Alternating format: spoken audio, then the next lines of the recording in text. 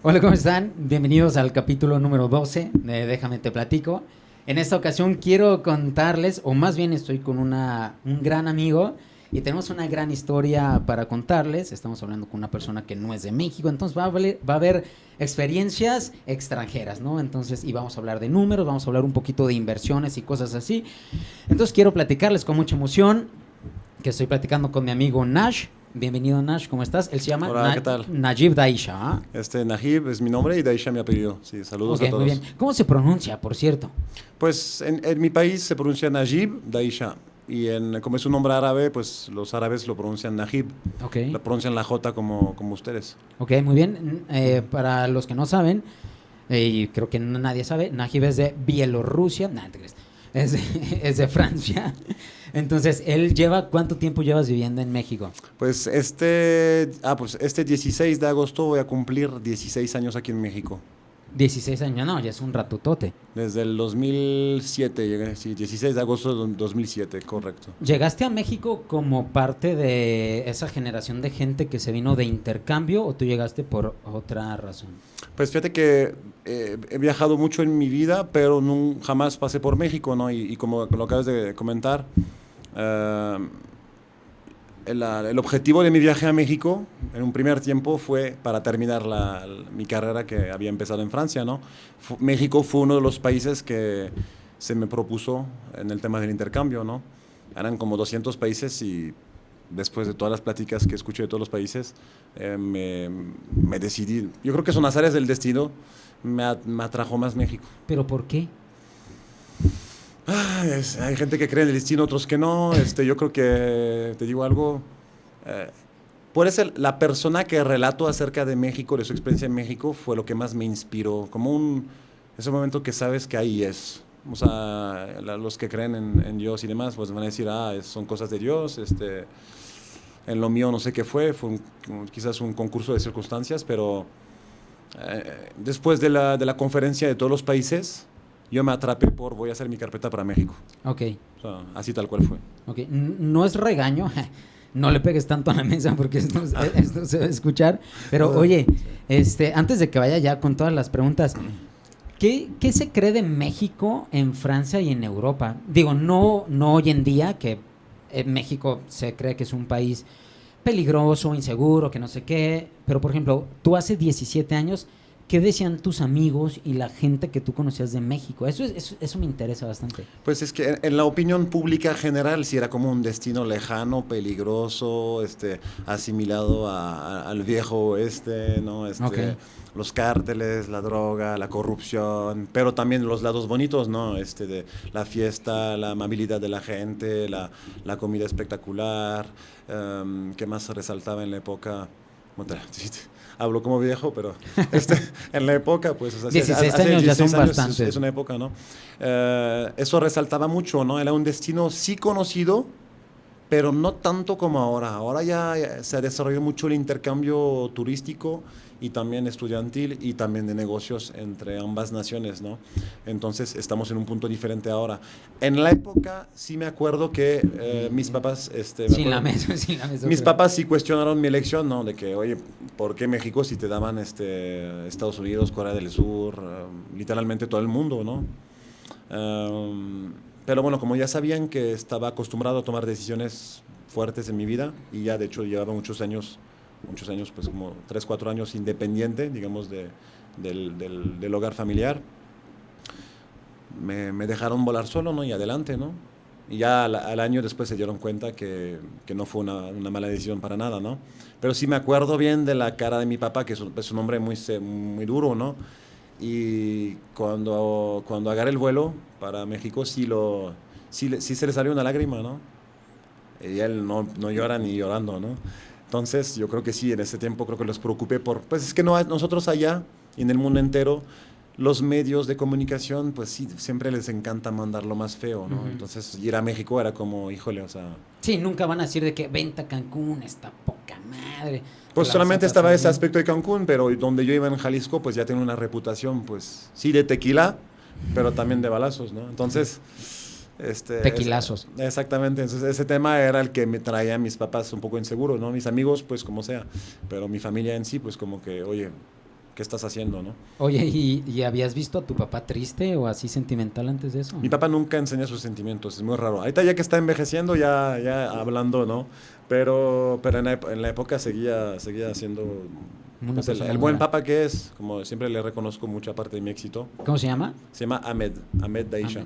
Él es árabe. Él es marroquí y justamente él se fue a Francia a terminar su carrera y terminó viviendo en Francia, ¿no? Y mi mamá es Marie-France Capelli, es italiana y también ella se desarrolló en Francia y ahí se conocieron mi papá y mi mamá, ¿no? Entonces, pues soy como una mezcla rara Sí, de pues, francés no tienes pues, nada entonces. pues la cultura y la nacionalidad, pues como muchos franceses, de hecho, Francia es un país que desde hace miles de años está siendo mezclado ya sea por viajes de la gente como por las múltiples guerras que hubo Ujú. en el suelo europeo desde antaño. Que no les ha ido nada bien. Y bueno, digamos que se mezcló mucha población, del Ahora- norte, del sur, del este, del oeste. Y ahorita vamos a ir para ahí, esa parte de la guerra que no ha sido nada fácil, pero nada más como contexto y ya para entrar como antes. Actualmente, Nash, así le decimos de cariño, Ujú. ¿a qué te dedicas actualmente? O sea, para contarnos y saber qué haces y cómo te has desarrollado aquí en México. Ujú. ¿A qué te dedicas?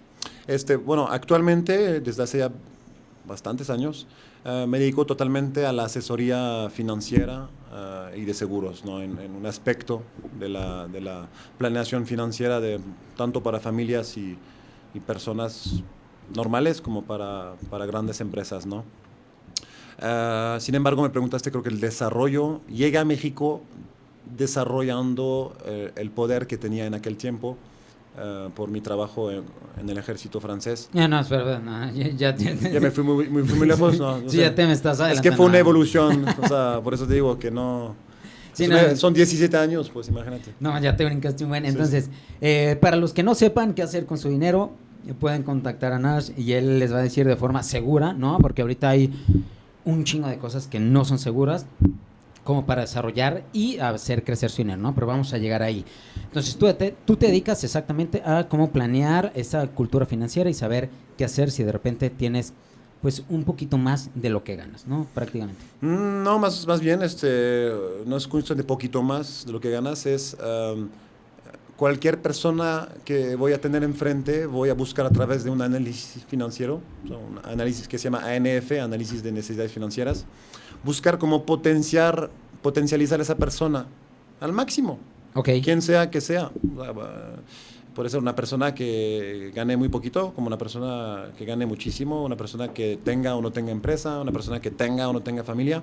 Mi trabajo es optimizar lo que está haciendo esa persona para crear patrimonio y protegerlo. Ok.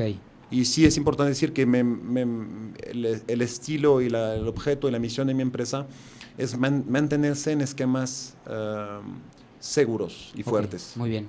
No explorar Sí. otros temas, ¿no? O sea, es como mi core business, ¿no? No escalar una pirámide por ahí. Ese tipo de cosas, Ok. o bueno, habrá quien haga ese estilo de cosas, o temas de bolsa, o temas de especulación, eso no es Muy bien. no es mi core business. Va que va. Ok, y ahora sí, regresando entonces a tu infancia y esa parte de crecer en Francia, porque me llama ¿Mi infancia o mi infrancia? en Francia. Me llama un chingo la atención. Entonces, mamá italiana, Ujú. papá marroquí, Ujú. ¿cuántos idiomas hablas? Pues fíjate que todo el mundo espera que hable árabe a la Sí. perfección, italiano a la perfección, francés, no sé qué.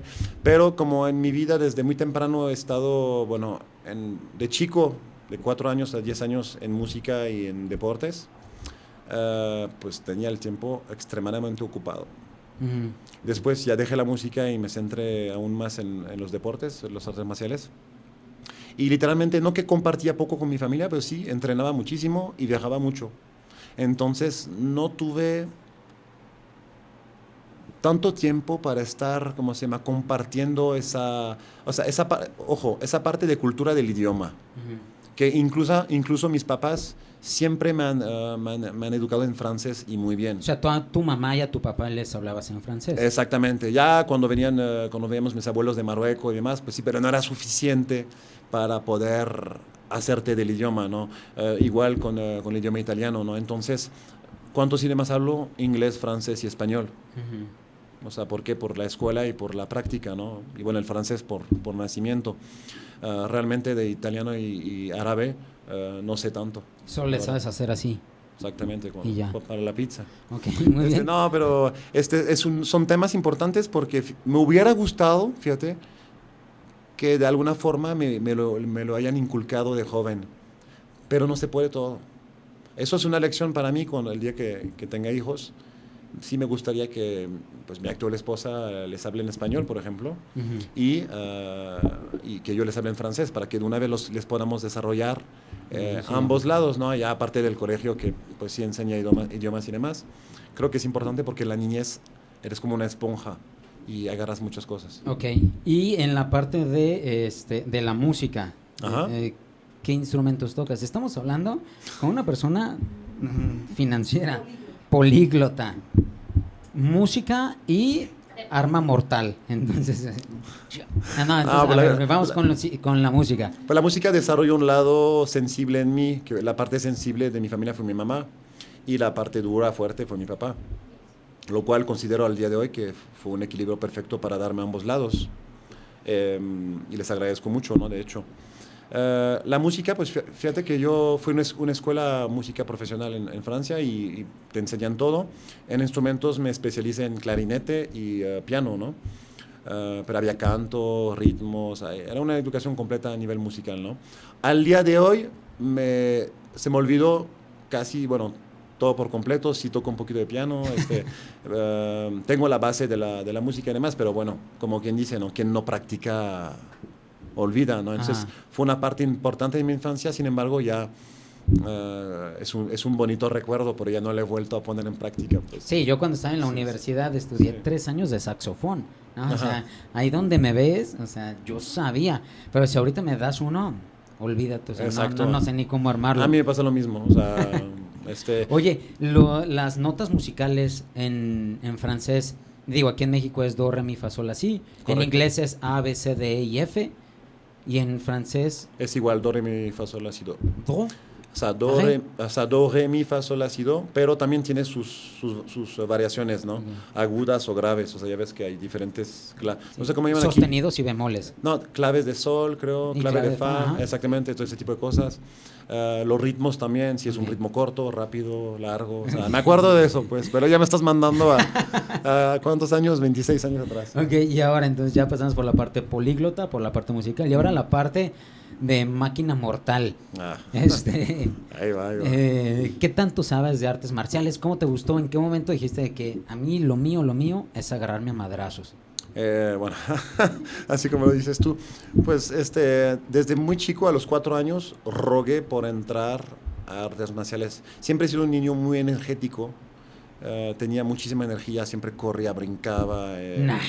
Y mi papá no me dio, o sea, también mi papá era muy deportista, ¿no? Entonces lo veía llegar los domingos, iba a hacer 120 kilómetros de bici, regresaba a hacer lagartijas abdominales. Entonces, pues, para mí, como digo siempre, el mejor ejemplo... El mejor, ¿cómo le llaman? ¿Herencia? Pues es que la mejor forma de predicar algo es dando el ejemplo, ¿no? Ya. Entonces, pues, viendo a mi papá todo el tiempo así, corriendo, haciendo bici, haciendo lagartijas, no sé qué, abdominales, todo, pues, o sea, me inspiró a mí mucho eso, ¿no? Y también unas películas en la tele que me acuerdo que creo que en aquella época era Karate Kid o algo así, no me acuerdo. Y de ahí me apasioné por los artes marciales. Mis papás al inicio como que tenían miedo, como que diciendo, a ver, si por sí trae mucha energía, lo mandamos a los artes marciales, va a ser un muy mal combo, ¿no? Y al contrario, ¿no? O sea, fue para mí, pues, realmente le debo a mi, bueno, lo que se llama éxito es muy diferente, depende de la gente, pero a quién soy yo y lo debo justamente a la educación de mis papás y también al hecho de poder haber entrado al mundo de los artes marciales, ¿no? Eso sí sabía, que si tú estudias un arte marcial... O sea, si algo vas a aprender, además de agarrarte a madrazos, es disciplina. O sea, vas a ser una persona puntual, prudente, que tiene como que una mente fría, que sabe decir sí, o sea, como que esa parte te lo enseña bastante eso, ¿no? Enseña muchísimos valores, muchos valores. Por eso es muy formativo que un niño haga arte marcial, ¿no? También Así como puedes tomar las virtudes del arte marcial, también puedes caer en el lado negro de las artes marciales, que no es correcto, ¿no? Es el mal uso de eso. O sea, literalmente Karate Kid, o sea, hay un bueno y hay un malo. Sí, sí, se ve hoy en día, pues en cada cosa decides agarrar las virtudes y aplicarlas bien, o agarrar las malas virtudes y operarlas mal, ¿no? Entonces, en mi caso, pues fue explorar la competencia con los demás, la competencia consigo mismo, la disciplina para pasar los grados, la disciplina para estar presente en los entrenamientos, los seminarios, los viajes, las competencias.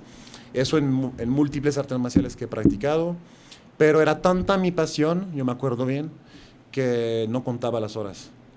¿Y tú quieres estar ahí entrenando todo el tiempo? Mis días eran la escuela, a la mañana, comía con mis papás a mediodía, regresamos, en Francia tenemos escuela en la tarde también, como tipo de 1 a 4, 1 a 5, 1 a 6, depende de los días, y después era, pum, directamente 4 horas de entrenamiento, ¿no? De aikido, de taekwondo, de lucha, de boxeo, pero no lo contaba, y regresaba a mi casa tarde a hacer mi tarea, dormía poco y me levantaba el día siguiente, y me acuerdo que en ese tiempo no sentía el cansancio. O sea, hoy en día, o sea, no lo volvería a hacer. Fueron etapas, ¿no? Y después creciendo adolescente, pues aumenta el nivel de competencia, aumentan los grados. Y ya, pues en la etapa adulto joven, pues más aún, ¿no? Porque ya te estás enfrentando y estás como entrenando con lo mejor del nivel mundial, ¿no? Entonces, pues forzosamente la intensidad sube, ¿no? Oye, ¿y en artes marciales qué títulos tienes entonces? Híjole. A la madre. No, es que no me gusta tanto hablar como de títulos en sí, pero en lo que sí estudié en artes marciales, sí lo empujé realmente traté de empujarlo al nivel más fuerte, pero eso es es una falta de humildad, porque el arte marcial lo desarrollas hasta tu muerte. Sí, bueno. Títulos que te puedo decir, si soy quinto dan de taekwondo, soy tercer dan de aikido. Depende de qué edad tengas, ¿no? O sea, yo he visto niños de 6 años que son cinta amarilla, pero pues no te puedes madrear a un adulto, ¿no? Entonces, como por ahí va creciendo. Wow, es que sí, o sea, bueno, no, depende del deporte, depende de lo que haces, depende si te especializas más en tu arte marcial, en la defensa personal, en el combate de competencia, ¿cómo se llama? En el rompimiento, en la forma. O sea, los artes marciales te dan un panel de crecimiento muy importantes en valores físicos y también mentales.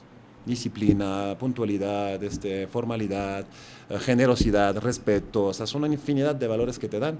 Que esos valores son a veces los que menos aprecias de chico, pero más te dan de adulto. Ok. O sea, así lo veo, ¿no? Puedes coleccionar títulos, pero a fin de cuentas los títulos son una representación de lo que has entrenado o has hecho, y tú los tienes que transformar en valores para ser una buena persona en la vida de todos los días.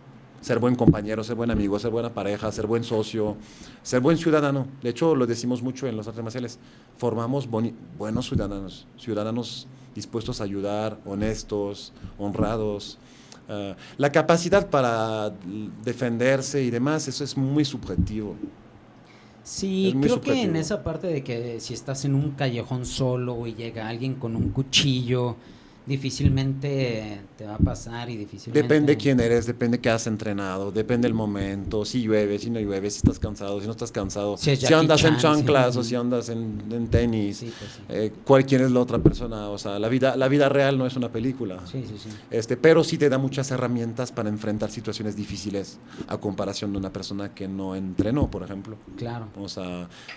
Ya después, cuando desplazas el arte marcial a un tema militar, pues ya es diferente. Okay. Cambia de giro, ¿no? ¿Sabes? Okay. ¿No? Sí, cuando sí. entras a un lugar y saber que tú te sientes seguro de ti mismo para decir, para hacer, que si alguien se te acerque de otro lado a ti, que tú puedes llevar la situación tal vez más calmada, porque tú tienes la seguridad en ti de que te sabes defender, sabes como, a lo mejor una situación tal vez de que alguien te la está haciendo de pedo. Más que saber defenderte, tomar una buena decisión, porque siempre digo, la mejor pelea es la que no se pelea, ¿no? Pero sí, efectivamente, sí te puedo contestar tu pregunta que... Frases que nunca dijo Jackie Chan. Que una cosa importante es que sí, nunca me faltó seguridad, a mí en lo personal. Ya una cosa soy yo, ok, qué padre, pero he entrenado mucha gente y me da gusto haber visto niños que he entrenado que estaban chiquititos y todo, y que al día de hoy pues son personas fuertes, estables, con familia, con buen trabajo, con buen negocio, y que se ve que caminan en la vida con seguridad, ¿no? En lo poco que he hecho. Porque como repito siempre, en ese mundo siempre hay gente arriba que tú y abajo que tú. O sea, yo estimo haber entrenado como 10,000 personas, pero hay gente que ha entrenado 100,000. Ya la madre. Hay gente que han entrenado 10, pero y a todos se les respeta por igual, ¿no? Pero yo espero que en los que hayan cruzado mi camino en cuando me dedicaba a la formación de gente, pues les haya dejado algo padre, ¿no? Eso es una parte más interesante que trascender al arte marcial, que saber si te madraste a alguien o no te madraste a alguien, o sea... Hasta cuando compites te das cuenta que realmente el contra quien ganaste o perdiste no es el otro, eres tú. Sí, no, y al final de cuentas tú lo levantas, se dan la mano y termina porque es un combate. Sí, que es algo diferente a la calle. Por ejemplo, pues el arte marcial, hay un código, hay un respeto, hay reglas en su parte competitiva. Cosas que en la calle la única regla y no se respeta es la ley. Y entonces, llevarte su cartera y vámonos. Ya te fuiste. Oye, Nacho, sí. Platícame a mí me llama mucho la interacción, me llama mucho la atención. La atención, ajá. La infancia en Francia. Por ejemplo, ¿a qué hora entrabas tú al colegio? ¿En la primaria, secundaria, más o menos? Pues te vas a más o menos, Francia es 8:12 y 1:05, ¿no? O sea, 8:12 break y te ibas a tu casa y regresabas. Ah, exacto. ¿Y cómo te ibas y regresabas a la escuela? Mi mamá pasaba por mí y comíamos y regresábamos, sí. Hay días de variación, hay días que terminabas 11:30 y empezabas 1:30, o sea, está variado pues según el día, ¿no? Pero sí, lo que me acuerdo, la infancia allá es muy, bueno, lo que a mí me tocó ahorita hay cosas que cambiaron, pero era muy disciplinada. O sea, sí, no era como a veces vi aquí también, que de que, falto la escuela, no voy, o los horarios de repente muy tranquilos. Allá sí era muy estricto. En el colegio que a mí me tocó, que era un excelente colegio, me tocó mucho, ¿cómo se llama? Hay una pregunta, yo hubo un tiempo en el que trabajaba con mucha gente adolescente y pues iban a la primaria o a la secundaria, y me llamaba mucho la atención preguntarles de qué se llevaban de snack o qué se llevaban de lunch, ¿no? Porque yo tengo mi lunch pues muy, muy básico, ¿no? Mi mamá pues nos mandaba un lonche de jamón, de repente un lonche de Nutella, que es literalmente 2 panes y Nutella, o sea, cero nutricionista ni nada, pero pues así me educaron. Y tú, por ejemplo, ¿tú qué te llevabas de snack o qué desayunabas en tu casa? Pues fíjate que allá está la cultura de las 3 comidas muy implementada, ¿no? Aquí en México es más libre, no hay horarios. Pero allá nosotros nos levantamos temprano, desayunábamos en casa todos juntos, toda la familia, mis papás. ¿A qué hora? Nosotros, 6 de la mañana, literalmente. Y de ahí nos íbamos a la escuela. Bueno, de chiquitos en el kinder me acuerdo que sí llevamos lunch como con varias cositas en una mochilita tenía una mochilita en forma de borrego, me acuerdo. Sí. Y te llevas 3 uvas y cosas así. No, como hay una barrita, no sé qué, con un pastel hecho en casa de coco, por ejemplo, con una fruta, con un juguito, o sea, ese tipo de cosas, ¿no? Ya cuando pasas a primaria, ya ni siquiera nos llevamos lunch, o sea, costó una fruta, se acostumbraba muchísimo a la manzana de las 10 de la mañana, ¿no? En el recreo te la comías. Todo el mundo tenía manzanas. Sí, o pan de chocolate, o al lado estaba la boulangerie, o sea, la panadería, y comprabas cosas. ¿Pan y chocolate? Sí, eso se maneja mucho. Galletas Lu. Las galletas Lu, los Princes de Lu, eso sí. Ahí hay muchas galletas muy populares y que estaban en los lunch, pero a diferencia de México, en Francia, como todo el mundo sí desayunaba en casa, pues llegabas a la escuela ya desayunado. Entonces, si acaso en el recreo de las 10:15, creo que me acuerdo que era por ahí, entre que jugando fútbol y viendo a los amigos, pues ahí sí comías tu manzana con tu juguito o tu agua, y incluso en el colegio donde estaba tenían una cafetería con todo lo que tú querías disponible, pues. Y era colegio de paga, o sea, no era de gobierno. Fíjate que no, bueno, no me acuerdo, fíjate que si mis papás pagaban o no. Pero era padrísimo, o sea, era un colegio entre las montañas, con cancha de fútbol, con alberca. ¿Qué parte de Francia era? Era la frontera suiza, en los Alpes, en la frontera suiza, pues a nada de Ginebra. Oye, ¿y tu familia es una familia acaudalada o era una familia que trabajaba y le batallaba y se veía el esfuerzo, o simplemente tenían Pues mi familia, como bueno, muchas familias han sido, sí, o sea, mi papá siempre ha sido muy trabajador, mi mamá también. Lo que me acuerdo es de la presencia de los dos papás, aunque tenían sus negocios, ¿no? Siempre me acompañaban, o sea, yo no vi pasar mi infancia por la falta de nada, ni de dinero, ni de comida, ni de atención. O sea, En tu cumpleaños, en los cumpleaños de los 3 hermanos estaba la fiesta de cumpleaños, pastel, todos los los regalitos, regalos. Navidad en familia. La verdad, ahorita que me dices eso, fíjate que les agradezco esa infancia tan equilibrada que pude tener. Oye, y en La Navidad, verdad. por ejemplo, ¿qué cenan? Por ejemplo, y en México Que no cenábamos. es una cosa bien multicultural, porque si vas al norte, pues es carne asada. Ajá. En el centro, que es México, es bacalao, es pavo, no sé qué. Ujú. Aquí nosotros en mi casa también acostumbramos pierna, Ujú. pavo. En el sur tienen sus otros platillos. En Francia, en Navidad, 24 de diciembre, ¿no? También. Sí, claro, igual Ah. el 24 ¿Y de diciembre. qué cenan? Pues fíjate que también Francia del norte al sur tienen, como todos los países del mundo, del norte al sur, tienen sus especialidades. Bien diferente, ¿ah? Todos los países del mundo. Em, Nosotros siempre hemos sido un poco a contracorriente, es decir, que literalmente cenábamos lo que nos daba la gana. Mm. Que sí, lo tradicional sí, siempre ha sido el pavo, ese tipo de cosas. Pero realmente también muchas familias en Francia hacían lo que les daba la gana. Pero sí, era un día importante, era un día donde se comía mucho y bien. Yo me Oye, acuerdo. O sea, pero por ejemplo, ¿sí celebraban como tal el nacimiento de Cristo o nada más era Navidad por Navidad? Porque hasta donde sé, Ajá. Europa viene siendo ya un continente medio como que ve de lejos la religión, no tanto como Latinoamérica, ¿no? Que tiene la Sí. religión súper arraigada. Entonces, y Navidad es el nacimiento de Cristo y tan, no hay más. Pero en Europa y en tu crecimiento sí veían como de que no, pues es que es 25 de diciembre, 24 de diciembre y Navidad, que Jesús, que no sé qué. Pues imagínate yo en la familia en la cual nací. Mi papá, de cultura musulmán. Yo nunca, bueno, y mi mamá católica, de cultura católica. Porque así es Francia. Francia es un mezclar. Es como un Estados Unidos de Europa, ¿no? Ya no es el francés de güero de hoja azul, que seguramente es un descendiente de un vikingo o de alguien del norte. Es una mezcla desde ya mucho tiempo, lo que la gente no entendió, ¿no? No entiende a veces. Y a mezclarse, pues posiblemente se mezclan la cultura y también la religión, como comentas ahorita.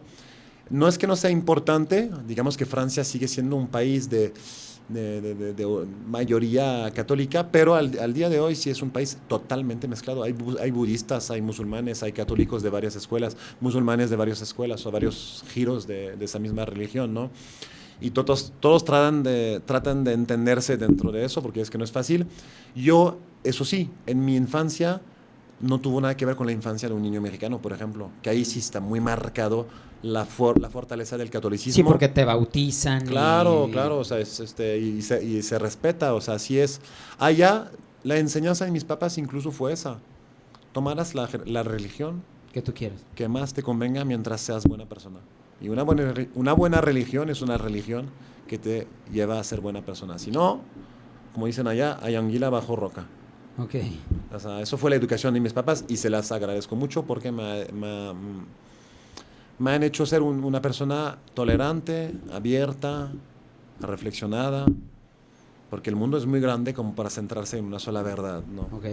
¿Sabes? O sea, es lo que yo opino. Pero no, allá no era, no, la escuela era lo que llaman laica. Sí, Es decir, que no es controlada por la iglesia. Es correcto, o sea, es correcto. En la escuela yo tenía compañeros de todo el mundo entero. Eso está chidísimo. O sea, yo lo máximo que lograba era tener un compañero de otra colonia. O sea, porque todos eran así. Te ibas con tu vecino, con el de al lado. Así que el más extranjero es el que vivía de que a 20 minutos de tu casa. Y lo encontrabas en la misa el domingo. Sí, totalmente. Pero no manches, eso está bien chido de que crecer con un ambiente multicultural y además te da otras herramientas mentales como para poder crecer y no sé qué y afrontar el mundo, ¿no? Es correcto, sí, aceptar cosas donde otros se cerrarían, darte el permiso de conocer la belleza de que es el mundo, Ok. ¿sabes? Porque el mundo es enorme. Oye, O sea, y ya entonces creciendo ya pasamos de qué comías en la secundaria, de ujú, todas las artes marciales, los instrumentos, y ahora entras al ejército ujú. francés. ¿Cómo por qué?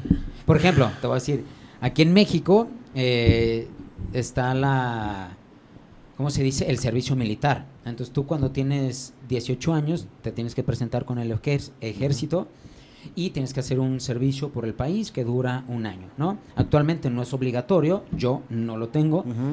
Entonces, si lo vas en México, pues no sé quién va a ir, pero yo no. En Francia, ¿cómo es esa parte? ¿O por qué tú entras al ejército? Antes, hace mucho tiempo, era obligatorio el servicio militar, ¿no? Después se volvió un día de la defensa nacional solamente, sigue siendo así hoy, por ejemplo. Yo desde mis 10 años me apasioné a prepararme justamente para entrar en grupos de fuerzas especiales del ejército, ¿no? Bueno, o sea, no un soldado cualquiera. Si lo quieres decir así, así. Eso era mi carrera, la que cuando tenía 10, 11, 12, 13, 14 años, ¿qué quieres hacer en la vida? Quiero entrar ahí, quiero entrar ahí, quiero entrar ahí. Y parte de mi entrenamiento, más que para ser campeón de una disciplina marcial o X cosa, mi entrenamiento en natación, en esquí, en muchas actividades era destinadas a preparar el concurso de entrada a esos grupos, ¿no? Que son varios grupos en Francia con varias especialidades, ¿no? De hecho, no puedo entrar tanto a detalles sobre esos temas, pero a grandes rasgos así fue. Y fue voluntario. O sea, el tema voluntario es que yo quería hacer carrera en esto y entré en preparación al mismo tiempo que hacía mi carrera universitaria. La razón por la cual me fui a México fue porque ese intercambio me sumaba puntos para seguir a escuela de oficiales superiores allá, porque no quería simplemente estar también en operación. Sí, obvio, pues mucho tiempo en mi vida, digamos que tenía que cumplir con misiones, entrenamientos y mi carrera.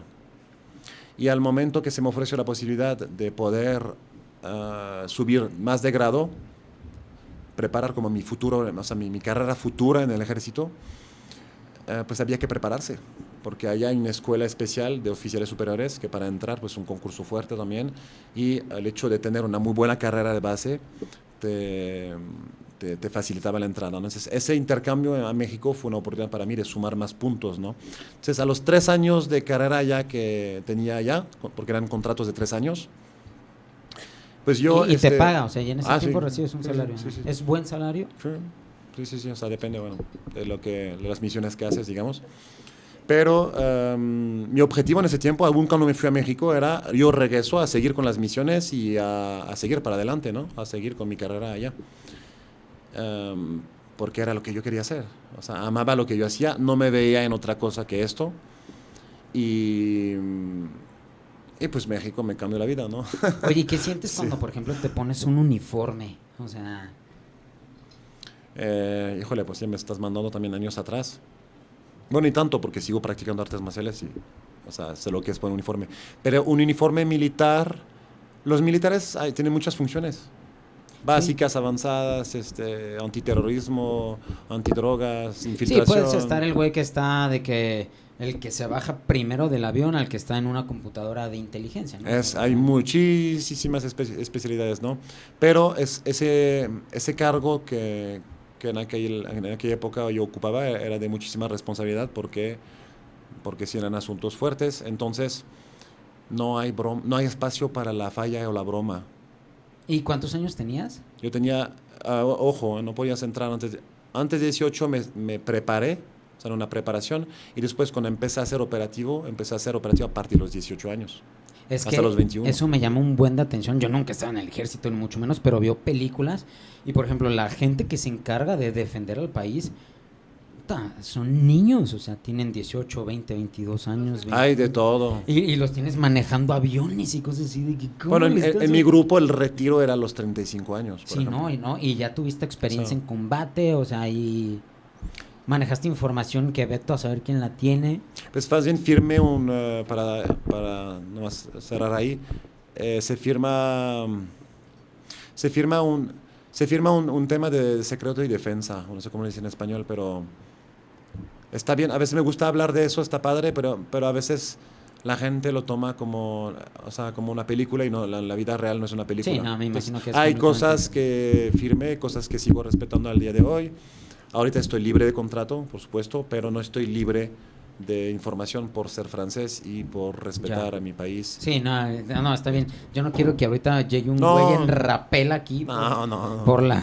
No, pero son cosas que ¡Qué de bon, güey, de bon! Sí. se pueden contar anécdotas, pero no hay otros temas que no. Sí, no. Oye, Nach, y por ejemplo, ya por fin llegas a México, ¿no? Al paraíso, ¿no?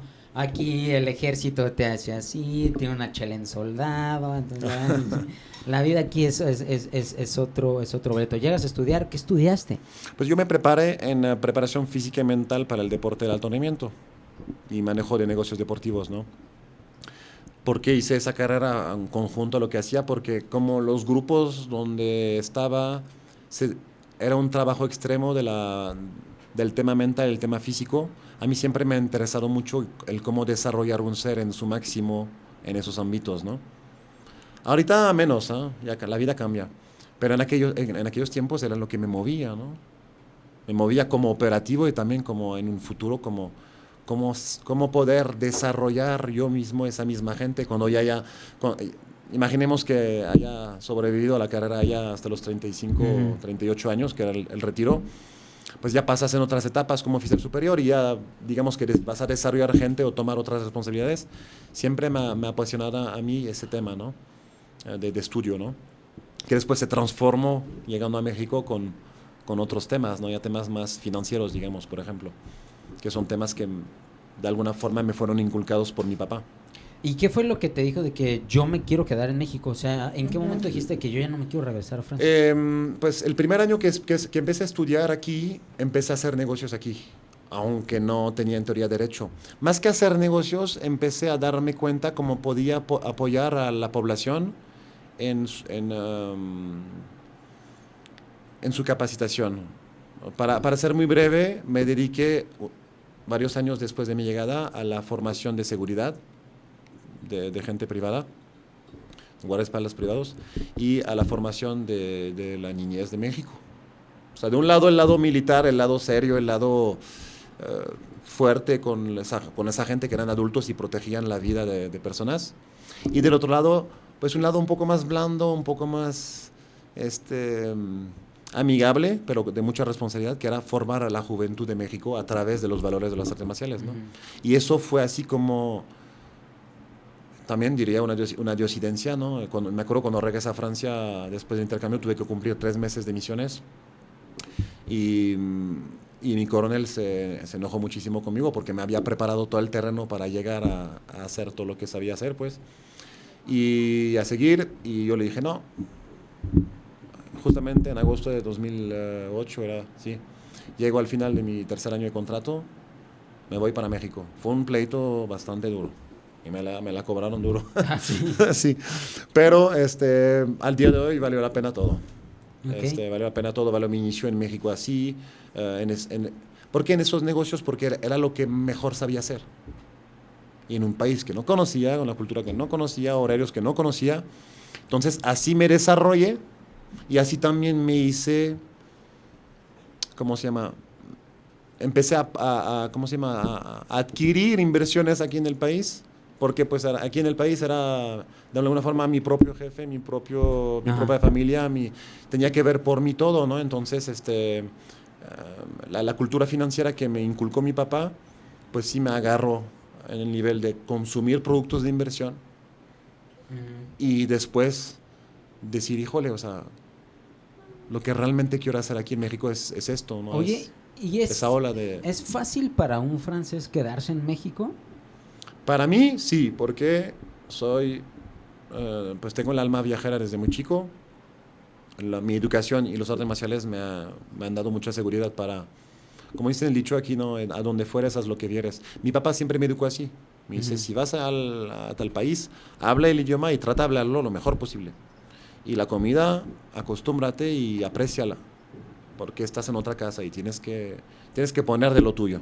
No son los mexicanos que tienen que poner de lo suyo contigo. Ajá. Tú eres que tienes que hacer eso. ¿Y para un mexicano es fácil desarrollarse en Francia? Yo creo que depende también, como digo, la persona, porque hay gente que no aguanta en el estar lejos, que no se adaptan a la cultura, etcétera, etcétera. Pero los mexicanos tienen mucho potencial en Francia porque Pues porque los contrarios o los lejanos se llevan. Okay. Porque se aportan uno al otro. Pueden chocar, por supuesto, pero, por ejemplo, yo me acuerdo en Francia de compañeros mexicanos que tenía, estaban muy apreciados. O sea, es una cultura que nos hemos apreciado mucho siempre. Hemos tenido, o sea, es una cultura también pasional, chocante y a veces que sí se imbrica, ¿no? Pero, Pues claro, pero hay mucha atracción entre las dos culturas, ¿no? No sé si has oído hablar de el castillo de Chapultepec. Sí. Ay, Mira, te recuerdo que nos interesante. deben una lana de los pasteles y ya fueron muchos mayos que Oye, no cobramos. lo vamos a discutir. Sí, es correcto. Vamos a hacer una pausa. ¿Maquillaje?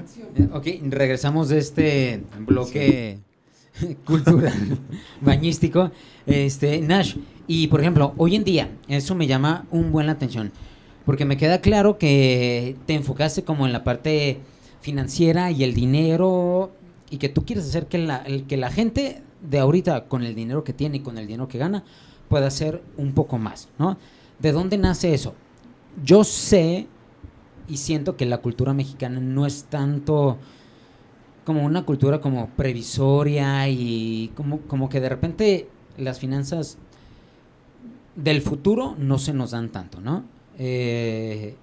Entonces, ¿tú cómo te das cuenta de eso y cómo decides de que, sabes que voy a entrar a este mercado para hacer que la gente que tenga dinero o tenga un ahorrito, tenga poquito, no sé qué, tenga más o pueda guardar o pueda salvar su patrimonio? Entonces, vamos a hablar de eso. Ok, pues es un tema muy, muy vasto, ¿no? Ese tema de las finanzas, A mí siempre digo, las finanzas se relacionan con tus sueños de vida. Las finanzas en sí no sirven de nada si no las relacionas a tus sueños de vida. O sea, ¿tú crees que si yo no tengo una meta, puedo tener no dinero y voy a vivir normal? Pues no has visto gente que tiene dinero pero no tiene nada que hacer en la vida. Uh-huh. Pues es como el yin yang asiático, ¿no? Hay negro en el blanco, hay blanco en el negro. A fin de cuentas, la felicidad de cualquiera nace en su equilibrio propio, ¿no? Y las finanzas pues tienen mucho que ver con eso, ¿no? Yo llegué a un país muy estructurado, somos europeos estructurados, pues casi diría como alemanes, ¿no? 1 más 1 son 2, bla, bla, bla. Hasta la gente de todo tipo de estatus en Francia tiene una estructura financiera, ¿no? Más que aquí. No, aquí no es diferente. Aquí tiene un punto fuerte, porque me gusta resaltar los puntos fuertes, que no tiene Francia. Aquí tiene una creatividad. ¿En Francia se vive al día? Depende quién, dónde, cómo y así. Hay gente que, por ejemplo... Pero en Francia puedes ver albañiles de profesión, profesionales de la albañería, que tienen 200,000 euros en su fondo. Pero, por ejemplo, en Francia hay alguien que reciba, no sé, por poner un ejemplo, 1,000 euros a la semana, de que 1,000 euros el lunes y el domingo ya no tiene, y el lunes vuelve a tener otros 1,000 euros y el domingo ya no vuelve a Pues tener. te voy a decir algo que te va a molestar, pero en Francia hay de todo, como aquí hay de todo. Sí, Pero sí. hay lo que llamo yo la onda general. La onda general en Francia es gente estructurada y a veces poco creativa y poco soñadora. Checa el balance entre los dos países. Uh-huh. Y aquí en México, muy poca estructura, pero mucho sueño y mucha creatividad. Entonces, lo que yo digo yo siempre es, a ver, si yo vengo de Francia con estos puntos positivos y también estos puntos negativos, porque cargamos con los dos, ¿cómo puedo hacer un empate en México para dar a México lo mejor que yo tengo y que México me dé lo mejor que él tiene? Porque a mí México me ayudó muchísimo a, como dicen, es un dicho muy francés, pero a poner agua en mi vino. Porque yo llegué extremadamente, demasiado, tengo que decirlo, demasiado disciplinado, demasiado cerrado y demasiado estructurado. Sí. Por eso los mexicanos me admiraron, porque ellos buscaban eso de mí, pero eso no era sano para mí. Y yo agarré de México un poco más de No, pero es que de relax y demás, y por eso eso hizo un match, ¿no? Yo creo, por eso en este muchas tema. veces el francés que viene a México se termina yendo, porque el francés no termina de entender la cultura mexicana y no puede acoplar la cultura mexicana a su Como el estilo de vida mexicano que francés. se va a Francia que dice, ay, me estoy aburriendo. O sea, Nada, tienes que llegar quiero- con una mente abierta y decir de que, güey, o sea... Sí, eso también, o sea, como te dije, depende de cada quien. En mi tema, que estamos para regresar a creo que tu pregunta inicial sobre el tema de estructura financiera, sí vi que la onda aquí, o sea, que mi saber hacer en el tema financiero iba a poder aportar a mucha gente. Y pues sí, la verdad, lo hizo, lo está haciendo y Dios quiera y lo sigue haciendo por lo que me queda de vida, ¿no? Oye, y te das cuenta que México es un país que tiene dinero, ¿no estás de acuerdo? Sí. No está bien repartido como en todos los países. Esa es la pregunta de siempre. Te dije, he viajado mucho y siempre es la misma onda. Pero es un país, yo le apuesto mucho a México por su gente, por su posición geográfica, por cómo están pasando las cosas ahorita a nivel geopolítico, a nivel mundial, lo que está pasando en Estados Unidos, la alianza ahorita de China, Rusia, India y el Medio Oriente.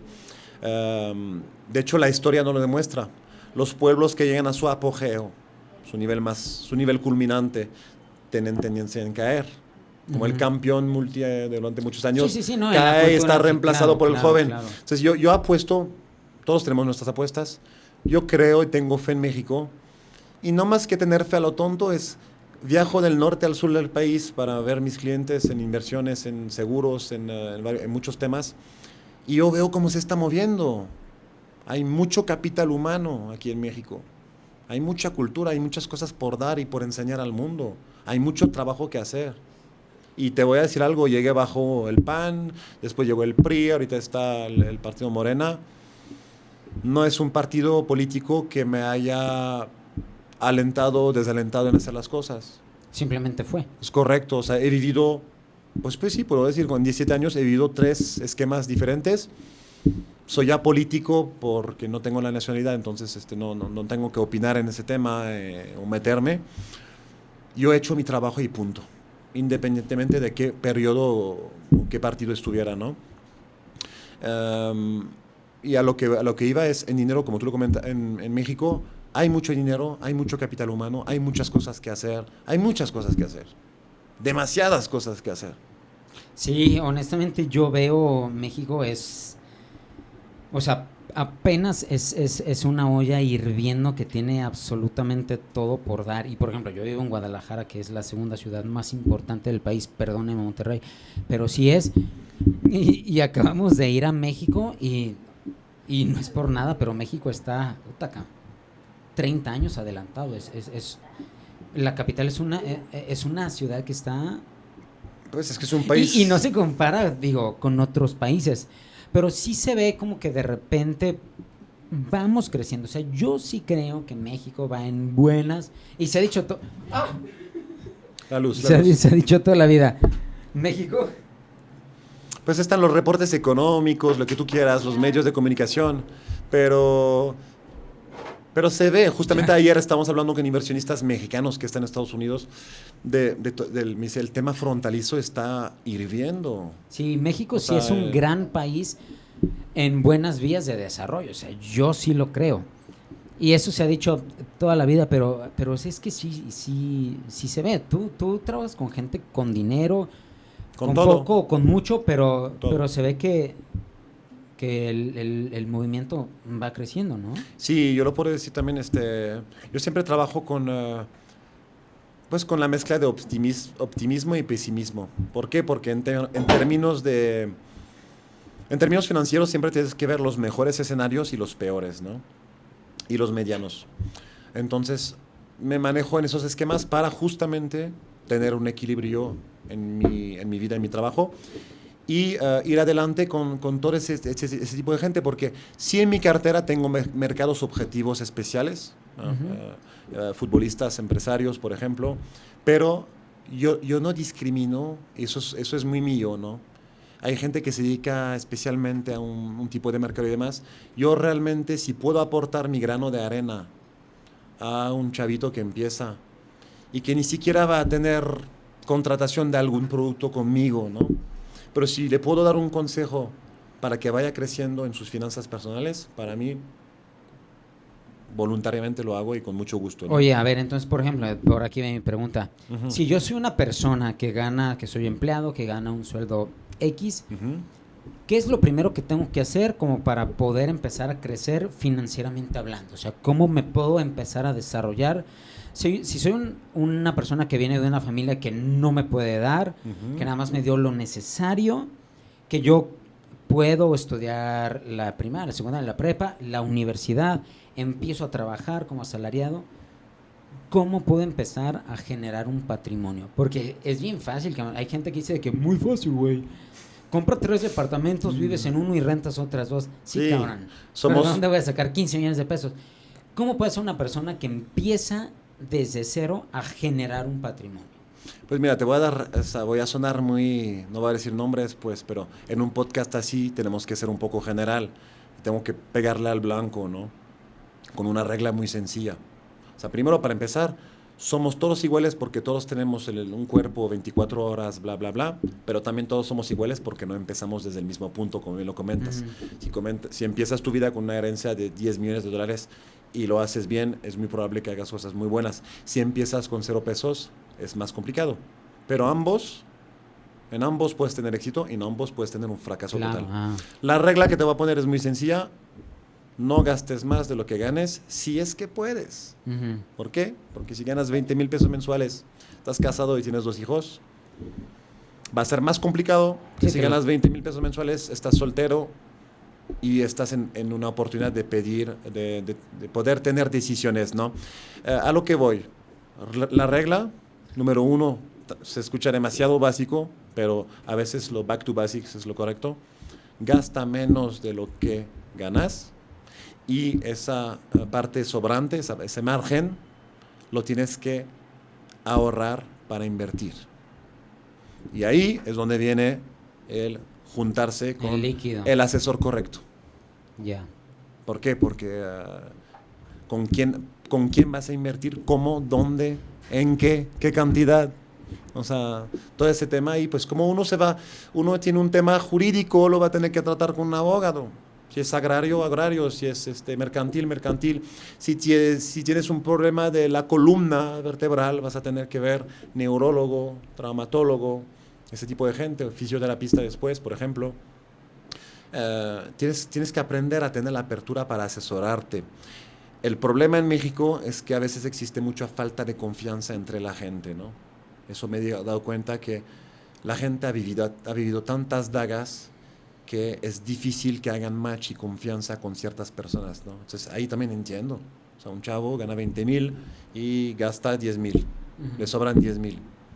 ¿Tiene la educación para saber cómo usarlos?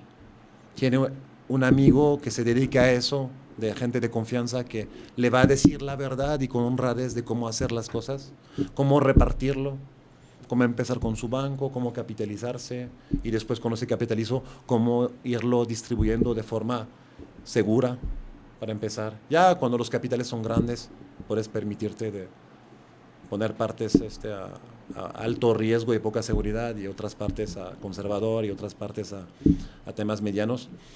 Pero para contestar a tu pregunta es esa. Yo creo que en México, si la gente empieza a disciplinarse, a decir, a ver, ¿qué posibilidades tengo de gastar menos de lo que gano sin pasarla de la fregada? Sí, claro. Que eso es un escenario soñado, ¿ok? Es decir, de poder dividir tu billetito en gastos fijos, inversiones y gustos. Porque digo, la vida no se vive de gasto fijo e inversión, sino pues qué pobre vida, ¿no? También hay gustos. El tema en México es como la gente mexicana es muy alegre y muy dada al gusto, a veces no miden el gusto. Y como dicen bien aquí, a veces hay que apechugar un poco. Si quieres crear algo, hay momentos que tienes que... No me gusta la palabra sacrificio, prefiero la palabra organización. Tienes que organizarte y disciplinarte para lograr un objetivo. Si no, siempre vas a ir a la deriva. Y el trabajo de un buen asesor en finanzas, del tema que sea, en seguros, en fondos de inversión, en bolsa, en lo que tú quieras, que sea la palabra asesor, es justamente de asesorar bien a la persona, de forma que logre sus objetivos. Que para unos pueden ser objetivos chiquitos, para otros objetivos enormes, pero a fin de cuentas, para un asesor honrado, son objetivos, y como son objetivos de tal persona, son importantes. Oye, Nash, y ya casi para terminar, entonces, ¿qué errores debe de evitar una persona? Para mí, de repente, pues me resulta fácil, ¿no? Por ejemplo, si tú tienes un dinero X y alguien te ofrece una cantidad que no cuadra con la economía general, pues de ahí te debes de salir, ¿no? Es decir, yo te voy a dar 1,000 pesos, ¿no? y alguien te dice que yo por esos 1,000 pesos te voy a dar 700. Ya ahí tienes que dar un paso atrás, ¿no? Entonces, ¿qué errores debe de evitar una persona como para no invertir su dinero de mala forma? Son muchos factores. Otra vez voy a contestar de forma básica, pero es que si no tienes quien te asesore con mucha confianza y honradez, está difícil porque vas a tener que contar nomás sobre tu sentido común, pero quizás tú no tienes la capacidad de estudiar una inversión. Pero si tienes un amigo que ves que de repente le va muy bien, que estás en el barrio y de repente llega con un carro y llega con otro y de repente llega con un Camaro y te dice préstame dinero o yo te lo regreso y te lo regresa una vez y a lo mejor te regresa más. Eso es informal. O sea, te vas a... O sea, tiene que ser instituciones formales a fuerza. Es que ahí te va, no hay receta mágica en eso.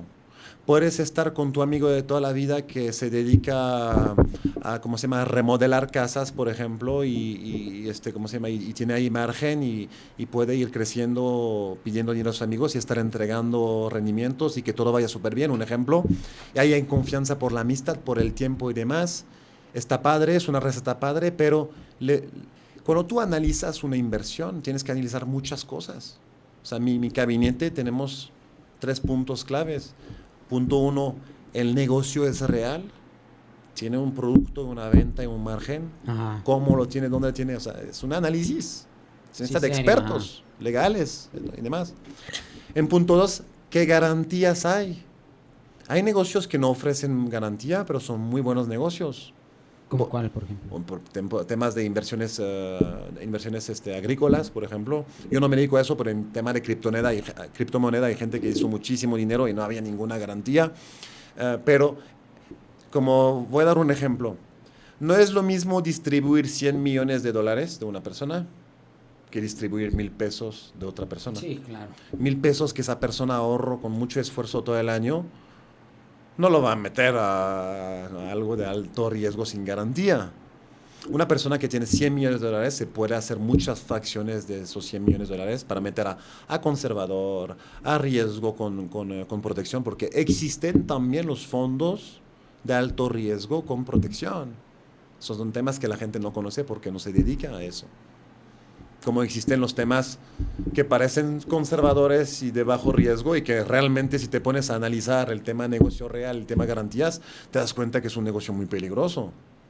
Y en punto 3 también el interés para el inversionista. Son de esos 3 puntos que se analizan.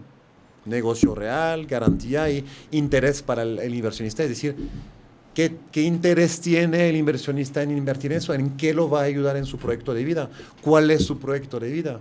Quiere tener hijos, quiere tener un carro, quiere tener una casa, quiere tener un colchón de emergencia, quiere ver un tema a corto plazo, a mediano plazo, a largo plazo. Por eso se hace el formato de análisis de necesidades financieras, porque tú eres una persona, un traje, unos objetivos. Otras personas son otras cosas. Habrá cosas en común, pero literalmente tiene que ser un traje a la medida. Oye, por ejemplo, ya que estamos en este tema, a lo mejor es una persona pues, un poquito que tiene dudas y no sé qué, que a lo mejor no se va a arriesgar tanto. El banco es una buena opción. Yo creo que es, la opción más segura, ¿no? A pesar de que si tú metes 1,000 pesos ahorita, pues los 1,000 pesos del próximo año te va a alcanzar por un poquito menos. Pero el banco es una opción segura. ¿Tú recomiendas que la gente guarde en su banco? Es que la gente, es como la pregunta de ¿cuál es el arte marcial el más eficaz, ¿no? Está un poco esa pregunta, ¿no? Y realmente no es qué arte marcial es el más eficaz, es qué persona es la más eficaz. Ya. ¿Me entiendes? En inversiones es enorme, las posibilidades son enormes. Es como si tuvieras enfrente de ti un iPad con 40,000 apps ahí frente a ti, ¿no? El tema es, ¿cuáles de esas apps a ti te sirve? Te voy a dar un ejemplo de una persona que gana, no para irme a lo lejos, ¿no? Una persona que gana 10,000 pesos al mes y que en su casa participa con 5,000. Le quedan 5,000 pesos. A esa persona se puede dar el lujo de sacar un seguro médico que le sale 800 pesos al mes, un jovencito, ¿no? Y le van a quedar 4,000 pesos, que podría dividir 2,000 para el gusto y 2,000 para ahorrar. Esos 2,000 para ahorrar el banco es una excelente opción. Hasta juntar un fondo más importante que le permita entrar a otros esquemas con otros rendimientos y demás. Entonces, el banco sí es interesante porque el banco es tu plataforma donde recibes tu dinero y lo vas despachando a tus inversiones y vas haciendo tus pagos. Pero el banco no es un todo, ya lo vimos con las quebras de banco que hubo. Por ejemplo, en México, por lo general, los bancos tienen 400,000 UDIs de garantía. Entonces, ¿qué pasa si tú tienes 100 millones de dólares en tu banco? Con una garantía de 400,000 UDIs. No va. O sea, una garantía de 3, 4 millones de pesos por tener 100 millones de pesos ahí. El banco no es la herramienta más segura. ¿Por qué? El banco tiene muchas obligaciones en tarjeta de crédito, en créditos hipotecarios. Bueno, ahí sí puede recuperar el bien hipotecario. También en créditos personales. Y mucho de su capital lo invierte el banco a temas de alto riesgo, porque el banco le encanta hacer mucho dinero con tu dinero. Entonces, más bien es usar cada arma para lo que te conviene. A una persona que no tiene para obligarse a un seguro de vida con fondos, a una inversión donde el mínimo sean 50,000 o 500,000 o 1,000,000, como las abuelas, back to basics. ¿Cómo hacían las abuelas para ahorrar para el siguiente año? Guardaban. En un cochinito. Sí, pues sí. De 10, en 20, en 50. No había rendimientos, pero al menos se olvidaban de ese dinero y sí lo apartaban. Sí, ya cuando lo sacaban ya tenían 500 o 1000. Correcto. Entonces, el tema de un empleado, claro que el banco es buena herramienta porque es una herramienta que te permite ahorrar desde 10 pesos. Y muchos fondos no, o sea, tienen sus cuotas de entradas para poder empezar a producir cierta cantidad de dinero. Y el banco es mejor que guardarlo en tu casa. Hasta diría el clavito. No, ¿por qué no? También. También es una receta. Tener, por ejemplo, 3 divisas en tu casa. Imaginemos una paca de 200,000 pesos, otra paca de 10,000 euros y otra paca de 10,000 dólares. ¿Por qué estaría mal? Depende de tu situación. Si tú viajas a Estados Unidos regularmente o a Europa, o también un cash de liquidez inmediata para cualquier cosa, cualquier gasto en México. Sí es un dinero que va a perder valor a través del tiempo. Pero acuérdate de los consejos. Voy a dar un consejo de un sensei, Warren Buffett. No hablemos de su historia y demás, pero si una persona como Warren Buffett dice que en una cartera tienes cosas a pérdidas, por ejemplo, el cash que tienes debajo de tu colchón, cosas conservadoras que te dan inflación, o más o menos, y cosas de ganancia. Y eso es lo que hace el equilibrio de tu cartera, a tu portefeuille, como dicen en Francia, ¿no? Ese equilibrio es lo que te va a dar el poder de tu cartera. Otra vez, la fortaleza está en el equilibrio, no en decir, esa es la herramienta del mundo mundial que va a ser mi riqueza para siempre. Como hablamos hace rato, 20,000 pesos los puedes transformar en 1,000,000 al sudor de tu frente. Compras un carrito de tacos o de venta de algo, compras la mercancía a 1 peso, la vendes a 10 pesos, repites la operación. Sí vas a sudar, sí vas a tener días de trabajo muy grandes, pero puedes transformar esos 20,000 pesos rápidamente en muchísimo dinero. Sí, yo creo que... Y luego invertir en temas menos cansados para ti. Claro, yo creo que la clave es trabajar porque el dinero no llega, o sea, del cielo no llega, va a costar trabajo y no es fácil ganar el dinero, ¿estás de acuerdo? Sí, no. ¿Por qué? Porque también hay terapias y hay temas para abrir las posibilidades del universo, para justamente, ¿por qué el dinero tendría que ser una cosa difícil y sagrada de conseguir? No, pero por lo que estás diciendo, o sea, de repente pues en el caso que tú me estás comentando, claro. Levantarte temprano sí. y la chingada de trabajar. ¿Y qué dije que era eso? Disciplina. Pues sí. Si no te disciplinas, una vez hice una conferencia, me acuerdo hace unos años, con asesores, de hecho, sobre la importancia de la disciplina. Incluso para no ir lejos, si en tu casa no hay disciplina, va a estar llena de porquería. Sí. Hay que barrerla, trapearla, organizarla. No, y esa madre se tu pega cuerpo y también, no te disciplinas en tu cuerpo, la vas a pagar caro. Sí. En algún momento, ¿no? Entonces la disciplina es una base, como te dije, el que gana 20,000 y tiene libre 5,000, pues si dice, ay, híjole, es que esos 5,000 no se van a transformar en 1,000,000 el siguiente mes, pues claro que no va bien, pero si dice, a ver, esos 5,000 pesos los voy a ahorrar durante un año en mi banco, ya vas a tener 60,000 y alguito de interés. Ya con eso le permite alcanzar, por ejemplo, entradas a fondos que dan un 14%, por ejemplo, muy seguros, arriba de la inflación y está fundando patrimonio. Y si repites la operación y tienes paciencia, el mundo de hoy todo quiere ya. Mi papá me decía, me acuerdo, antes la gente... en Francia, en el país primer mundista, wow, en momentos de la guerra, había edificios con un solo baño público abajo del edificio para todo el edificio. Ahora quieres agua, abres la llave. Quieres luz, picas el interruptor. Quieres comida, ni siquiera te mueves de tu casa, te la lleva Rappi. Estamos en un mundo de tanta inmediatez que nos cuesta disciplinarnos para que nos lleguen las cosas también paso a paso, porque todos tenemos nuestro tiempo. Y para eso se necesita organización y disciplina, no hay de otra. Nash, estás cabrón. Muchísimas gracias por haber venido, Nash. De verdad que fue una plática bien inspiradora y mega buena. Me siento bien nutrido. Gracias por haber venido conmigo, Nash. El gusto es mío, gracias a ti, Fer. Me encantaría que la gente que esté viendo este video pueda contactarlo o poder tener algún poquito de reflexión para saber qué hacer con su dinero y a lo mejor crecerlo y que puedan hacer millonarios, que no sé qué. No, pero más bien que se abra la pauta en tu plataforma, que la gente pregunte cosas y que se use la tecnología para eso, ¿no? Si te surgen preguntas ahí, hasta se organizan otros podcasts, se hace una comunicación. El tema es que la información y la chispa llegue a la gente. Exactamente. ¿Sabes? Sí, totalmente. Muchísimas gracias. Gracias, Nash, por haber venido. Gracias a todos por estar viendo este video. De verdad, ya suscríbanse porque nadie se está suscribiendo. Te lo digo, o sea, de verdad, siempre les digo, suscríbanse. Es más, yo me voy a suscribir. Suscríbete ya. Sí. Suscríbanse todos. Nos vemos sí. en el próximo capítulo y que tengan un excelente día. Nos vemos. Bye. Hasta luego, bye.